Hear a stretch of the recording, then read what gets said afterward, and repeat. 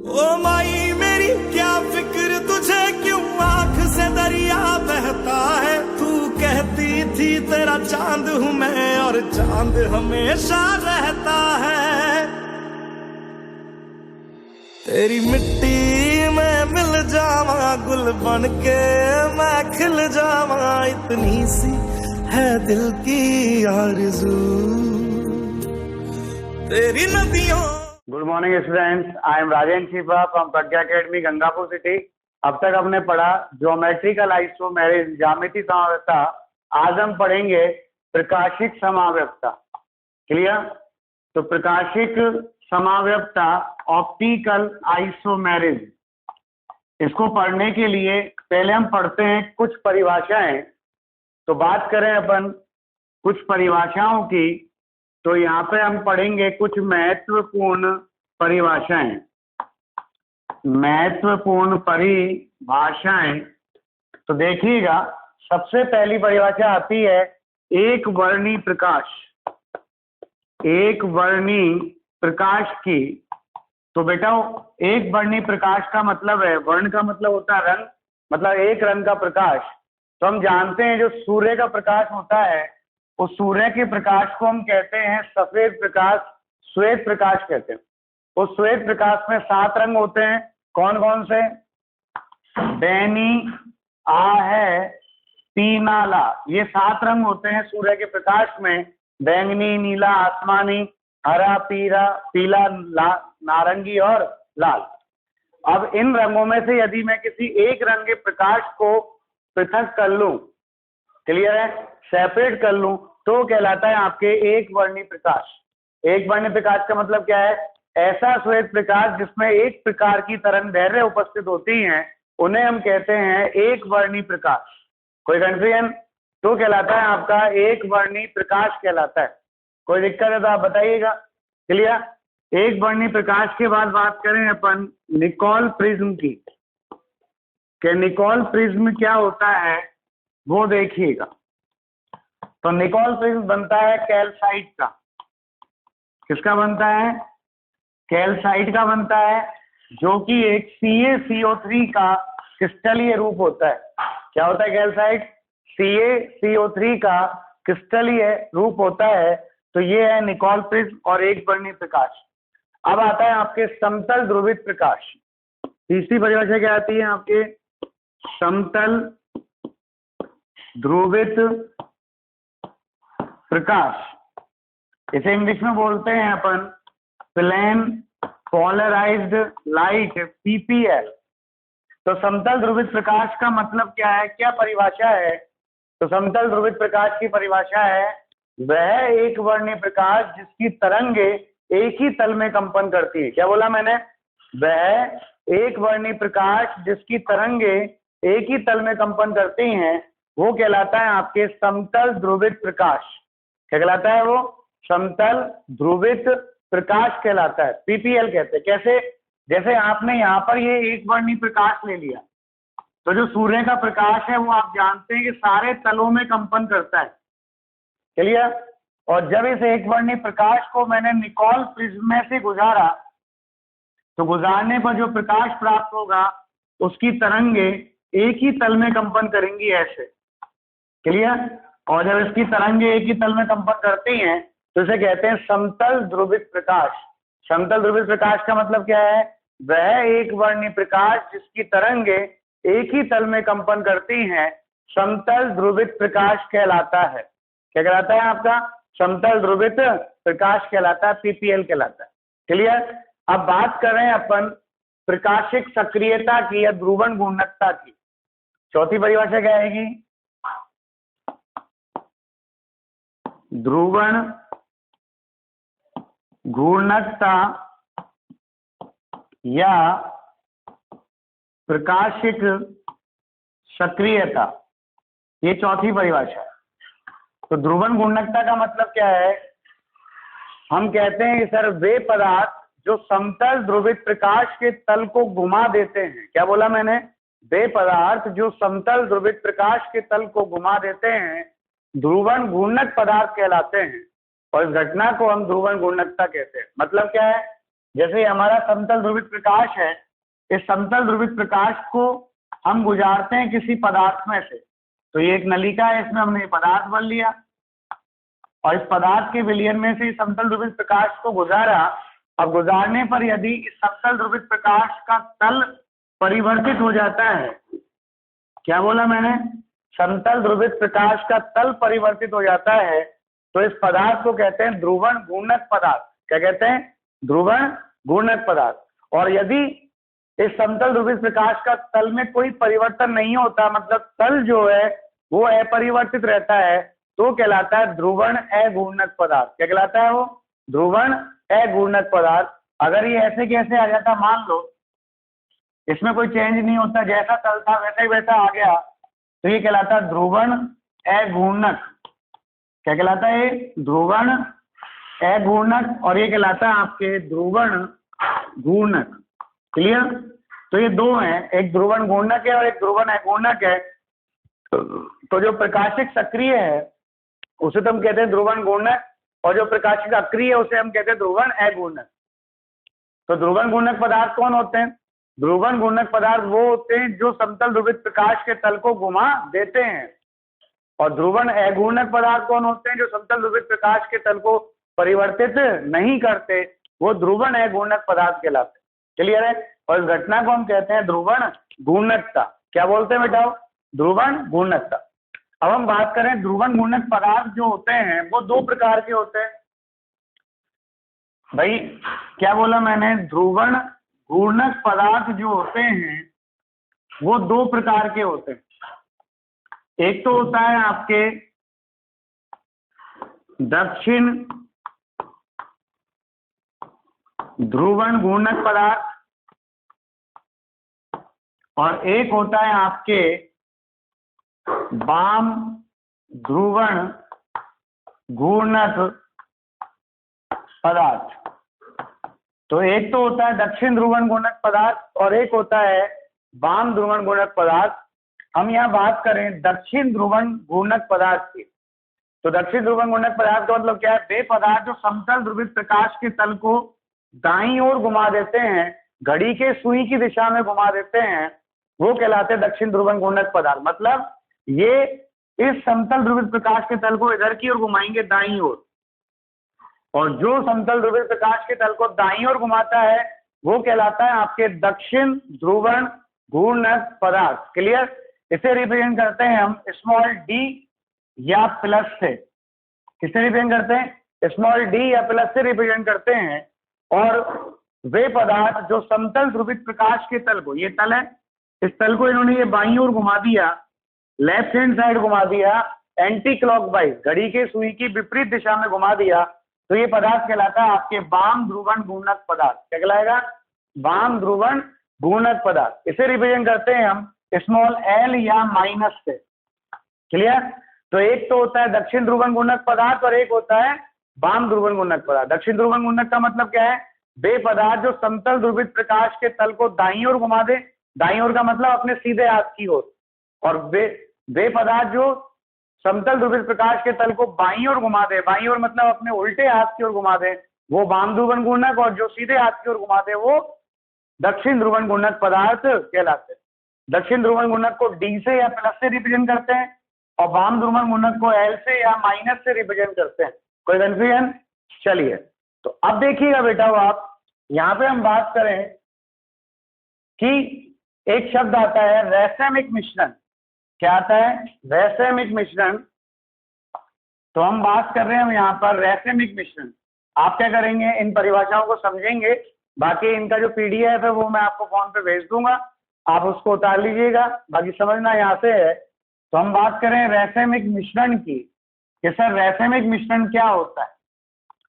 तो रैसमिक मिक्सचर जो होता है इसका मीन होता है कि जब किसी पदार्थ के डी और एल समावयवों की समतुल्य मात्रा का मतलब 50% डी और 50% एल को मिला दिया जाए, तो जो मिश्रण बनेगा वो मिश्रण कहलाएगा आपके रैसमिक मिश्रण। क्या कहलाएगा बेटा, रैसमिक मिश्रण कहलाएगा। तो क्या बोला मैंने, जब किसी पदार्थ के दक्षिण ध्रुवण घूर्णक और वाम ध्रुवण घूर्णक समावयवों को समान मात्रा में मिलाया जाता है, सम मोलर मात्रा में मिलाया जाता है, तो जो मिश्रण प्राप्त होता है उसे हम कहते हैं रैसमिक मिश्रण। तो रैसमिक मिश्रण का मतलब क्या होता है? रैसमिक मिश्रण का मतलब होता है 50% D और 50% L, इसे कहते हैं हम रैसमिक मिश्रण। क्लियर? अब रैसमिक मिश्रण को रिप्रेजेंट करते हैं हम किससे? DL से या प्लस माइनस से। ये रैसमिक मिक्सचर का रिप्रेजेंटेशन है, DL या प्लस माइनस। कोई कंफ्यूजन है तो बताइए आप। तो ये हो गया आपका रैसमिक मिश्रण 50% D और 50% L। अब हम बात करें कि सर रैसमिक मिश्रण ध्रुवण घूर्णक होगा या ध्रुवण अघूर्णक होगा, तो हम कहते हैं कि सर रैसमिक मिश्रण जो होता है वो ध्रुवण अघूर्णक होता है। क्या होता है? ध्रुवण अघूर्णक होता है। क्यों होता है ध्रुवण अघूर्णक? भाई देखो, ये एक ही यौगिक के दो रूप हैं, D और एक L। इन दोनों के जो घूर्णन कोण होंगे वो समान होंगे। क्लियर है? बस दिशा विपरीत होगी। मान लो कि इसका 50 डिग्री है तो ये +50 और ये -50, तो एक D समावयव तो क्या करेगा? समतल ध्रुवित प्रकाश के तल को 50 डिग्री पर घुमाएगा प्लस में, और L समावयव इस समतल ध्रुवित प्रकाश के तल को वापस -50 डिग्री पर घुमाएगा। क्लियर है? तो जब ये इधर दक्षिण दिशा में घुमा रहा है और फिर वापस L दूसरे समावयव वाम दिशा में घुमा रहा है, तो फाइनली ये समतल ध्रुवित प्रकाश का तल तो अपरिवर्तित रहा ना भाई, और अपरिवर्तित रहा तो आपने क्या कहा कि वे पदार्थ जो समतल ध्रुवित प्रकाश के तल को नहीं घुमाते ध्रुवण अघूर्णक कहलाते हैं। तो रैसमिक मिश्रण क्या होता है? ध्रुवण अघूर्णक होता है। क्यों? क्योंकि इसके एक भाग के प्रभाव को दूसरा भाग नष्ट कर देता है। क्या बोला मैंने? क्योंकि इसके एक भाग के प्रभाव को दूसरा भाग नष्ट कर देता है। क्लियर है? इसलिए इसे हम कहते हैं ध्रुवण अघूर्णक। क्या कहते हैं? Optically inactive. कोई कंफ्यूजन है तो आप बताइए। क्लियर? तो हमसे कोई पूछे ध्रुवण अघूर्णक क्यों होता है, तो हम कहेंगे एक कारण तो लिख रखा है, बाह्य प्रतिकार। बाह्य प्रतिकार का मतलब है, बाह्य प्रतिकार का मतलब है कि ये स्वयं, भाई अगर मैं अकेला D ले लेता तो ये ध्रुवण घूर्णक होता, अकेला L ले लेता तो भी ये ध्रुवण घूर्णक होता, लेकिन मैंने क्या करा? 50% D लिया, 50% L लिया, दोनों को मिला दिया, और दोनों को मिलाने पर जो मिश्रण प्राप्त हुआ वो ध्रुवण अघूर्णक हो गया। तो पदार्थ पहले ध्रुवण घूर्णक था, लेकिन मेरे मिलाने पर वो ध्रुवण अघूर्णक हो गया, तो इसे कहते हैं बाह्य प्रतिकार। क्या कहते हैं? बाह्य प्रतिकार। तो रैसमिक मिश्रण बाह्य प्रतिकार के कारण ध्रुवण अघूर्णक होता है। क्या बोला मैंने? रैसमिक मिश्रण बाह्य प्रतिकार के कारण ध्रुवण अघूर्णक होता है, क्योंकि इसके एक भाग के प्रभाव को दूसरा भाग क्या करता है? नष्ट कर देता है। क्या कर देता है? एक भाग के प्रभाव को दूसरा भाग नष्ट कर देता है। फलतः पीपीएल पर कोई इफेक्ट नहीं पड़ता तो वो ध्रुवण अघूर्णक होता है। अब हम लेते हैं ध्रुवण मापी। ठीक है ना? यहां तक क्लियर है? तो हम बात करें ध्रुवण मापी की, तो जो ध्रुवण मापी होता है उसे हम इंग्लिश में कहते हैं पोलरीमीटर। तो पोलरीमीटर का मतलब क्या होता है? पोलरीमीटर का मतलब होता है वह उपकरण। क्या बोला मैंने? वह उपकरण जो किसी पदार्थ की ध्रुवण घूर्णकता का मापन करता है, ध्रुवण मापी कहलाता है। क्या कहलाता है? ध्रुवण मापी कहलाता है। तो ध्रुवण मापी का मतलब क्या है? ध्रुवण मापी का मतलब है वह उपकरण जो किसी पदार्थ की ध्रुवण घूर्णकता का मापन करता है, ध्रुवण मापी कहलाता है। कोई कंफ्यूजन? अब हम यहाँ बात करें ध्रुवण मापी कैसा होता है, तो यहाँ पर देखो सबसे पहले तो होता है एक वर्णी प्रकाश का स्रोत होता है। ये ले लिया हमने, ये हमारा क्या है? एक वर्णी प्रकाश है। अब हम इस एक वर्णी प्रकाश को गुजारते हैं निकोल प्रिज्म से। किसमें से गुजारते हैं बेटा? निकोल प्रिज्म में से गुजारते हैं। और निकोल प्रिज्म में गुजारते तो हमें यहाँ पे क्या प्राप्त होगा? समतल ध्रुवित प्रकाश प्राप्त होता है। क्लियर है? और जब ये समतल ध्रुवित प्रकाश प्राप्त होगा, पीपीएल प्राप्त होगा, तो इस पीपीएल को हम एक प्रेक्षण नलिका में ले ली हमने। यहाँ पर इस प्रेक्षण नलिका में क्या हुआ, जो हमारा पदार्थ है उसका विलयन भरा हुआ है, यहाँ पदार्थ का विलयन भर दिया, में से गुजारते हैं, तो गुजारने पर यहाँ पर एक डिटेक्टर लगा हुआ है, इसको ये डिटेक्ट करता है, क्या है, डिटेक्टर है। और यहाँ पर फिर एक ऑब्जर्वर जो है वो देख रहे हैं, मतलब अपन देख रहे हैं, ये प्रेक्षक है आपके, क्लियर, ये देख रहा है। तो यहाँ पे आप देखिए कैसा दिखता है आपको, यदि ये समतल ध्रुवित प्रकाश के तल को घुमा दे, यहाँ समतल ध्रुवित प्रकाश का तल घूम रहा है, चेंज हो रहा है, तो ये पदार्थ कहलाएगा ध्रुवण घूर्णक पदार्थ। क्या कहलाएगा ये, ध्रुवण घूर्णक पदार्थ, क्लियर।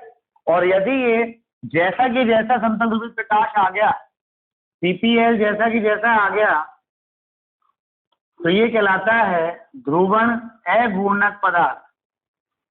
क्या कहलाता है ये, ध्रुवण अघूर्णक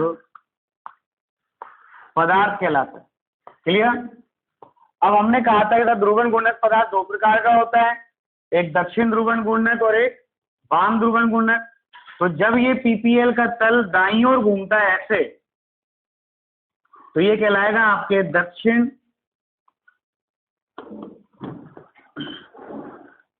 ध्रुवण घूर्णक पदार्थ। इसे रिप्रेजेंट करा अपन ने डी से या प्लस से, क्लियर। और एक पदार्थ क्या करेगा, इस समतल ध्रुवित प्रकाश के तल को बाईं ओर घुमा देगा ऐसे, और बाईं ओर घुमा देगा मतलब इस दिशा में घुमा रहा है, तो ये कहलाएगा आपका वाम ध्रुवण घूर्णक पदार्थ। इसे रिप्रेजेंट करेंगे अपन स्मॉल एल या माइनस। तो ये पूरा उपकरण कहलाता है आपके ध्रुवण मापी। तो ध्रुवण मापी क्या है, जो पदार्थ की ध्रुवण घूर्णकता का मापन करे उसे ध्रुवण मापी कहते हैं। और यहाँ पर क्या होता है, एक वर्णी प्रकाश है, इस एक वर्णी प्रकाश को निकोल प्रिज्म से गुजारते हैं तो समतल ध्रुवित प्रकाश प्राप्त होता है।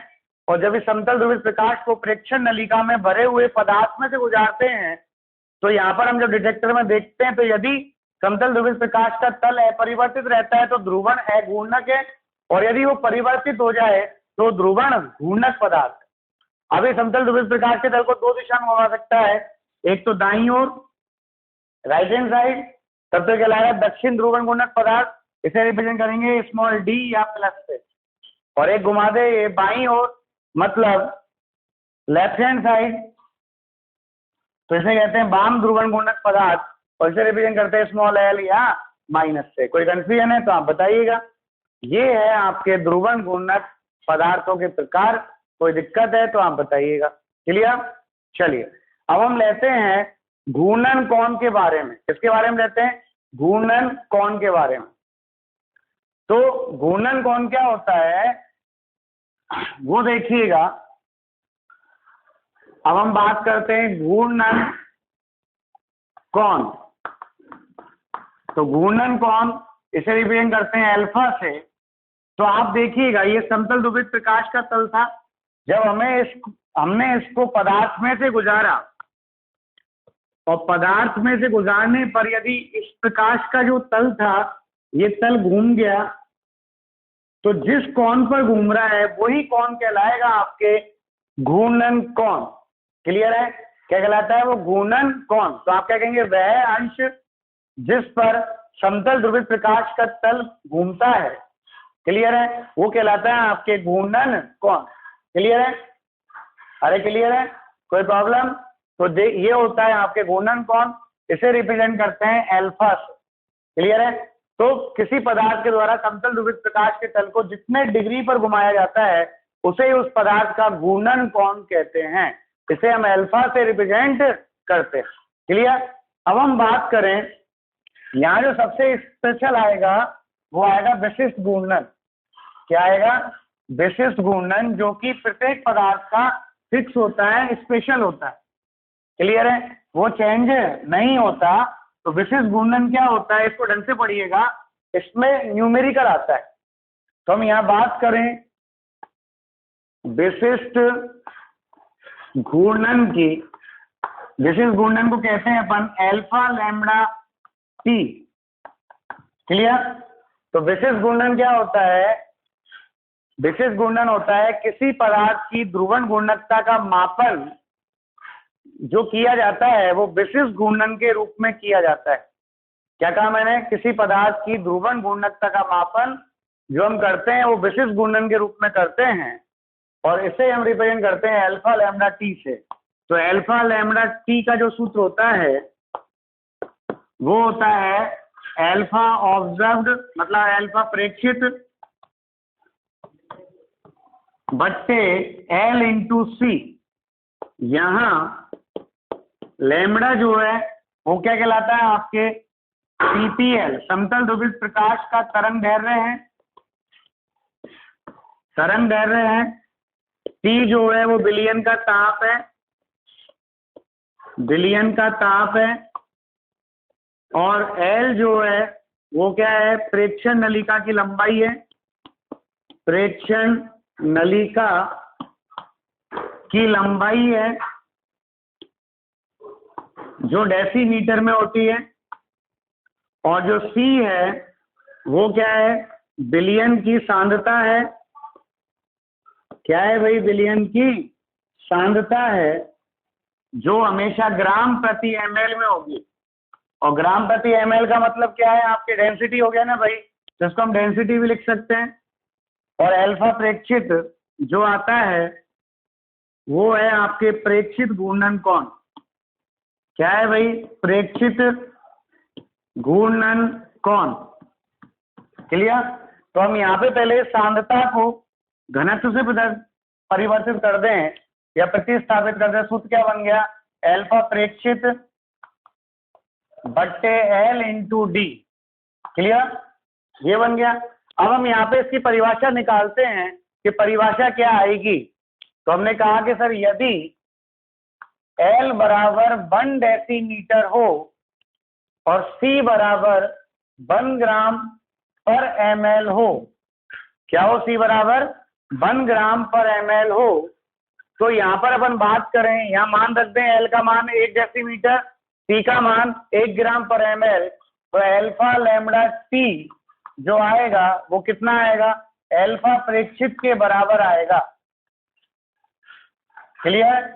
और जब अल्फा प्रेक्षित के बराबर आएगा तो इसकी परिभाषा क्या आएगी वो देखिएगा आप। तो परिभाषा क्या आएगी? अपन कहते हैं कि सर जब लैम्बडा तरंग दैर्ध्य के समतल ध्रुवित प्रकाश को, क्या बोला मैंने?